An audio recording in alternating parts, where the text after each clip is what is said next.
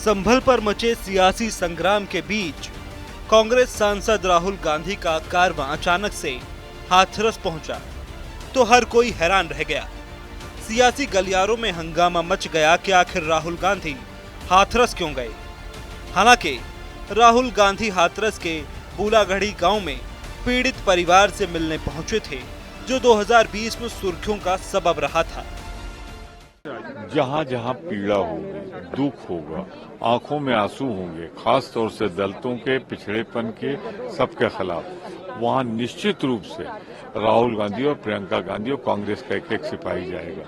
इतने दिन हो गए, लेकिन अभी तक सरकार की तरफ से जो आश्वासन थे पूरे नहीं हुए, सुरक्षा नहीं दी जा रही, उनको धमकाया जा रहा है।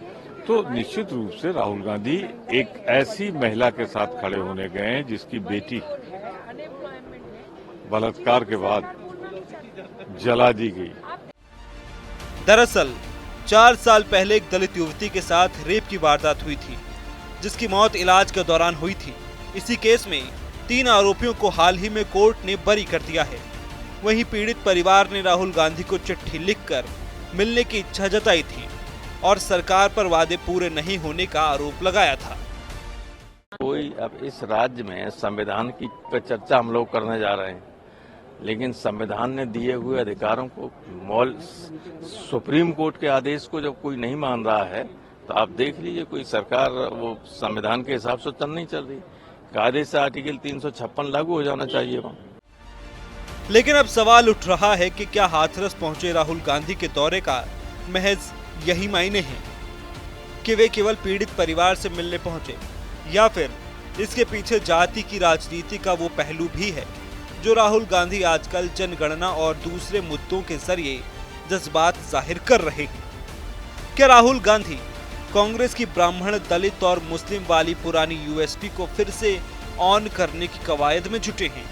क्योंकि बीते दिनों लाव लश्कर के साथ संभल जाने के लिए निकले राहुल गांधी संभल भले ही नहीं पहुंच पाए, लेकिन मुस्लिमों को संदेश देने की कोशिश जरूर की गई कि कांग्रेस का हाथ मुस्लिमों के साथ है। वहीं संभल हिंसा के पीड़ितों को दिल्ली बुलाकर मुलाकात करने की तस्वीरों से भी वही तकरार निकली। अब हाथरस में दलित परिवार के घर पहुंचना भी महज इत्तेफाक नहीं है। वो कभी संभल जाना चाहते हैं, कभी अलीगढ़ जाना चाहते हैं, कभी हाथरस जाना चाहते हैं। हाथरस की घटना की सीबीआई जांच होकर के माननीय न्यायालय में मामला विचाराधीन है। उनको विचार करना चाहिए, मनन करना चाहिए, सोचना चाहिए और विपासना में चले जाना चाहिए कि क्या करना क्या नहीं करना है। पूरी तरह से वो फ्रस्ट्रेशन का शिकार हैं, मनोविकार का शिकार हैं। उनको पता ही नहीं क्या करना है क्या नहीं करना है।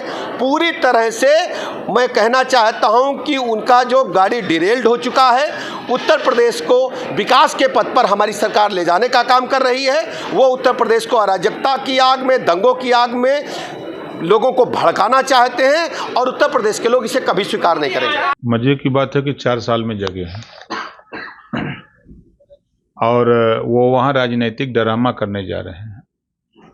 सीबीआई जांच हो गई, जांच रिपोर्ट आ गई, जो रिपोर्ट में आया कार्रवाई भी हुई।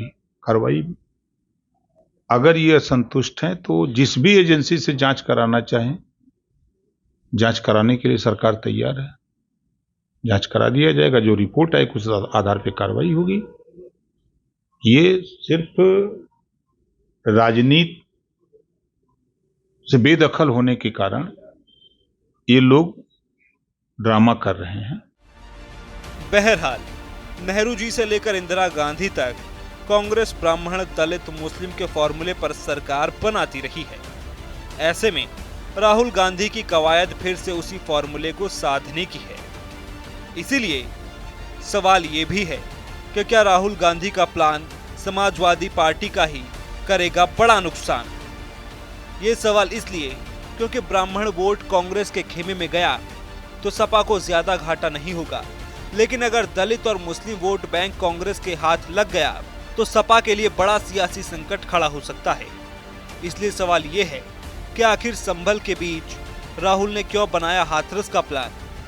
क्या राहुल का प्लान अखिलेश को करेगा बड़ा नुकसान?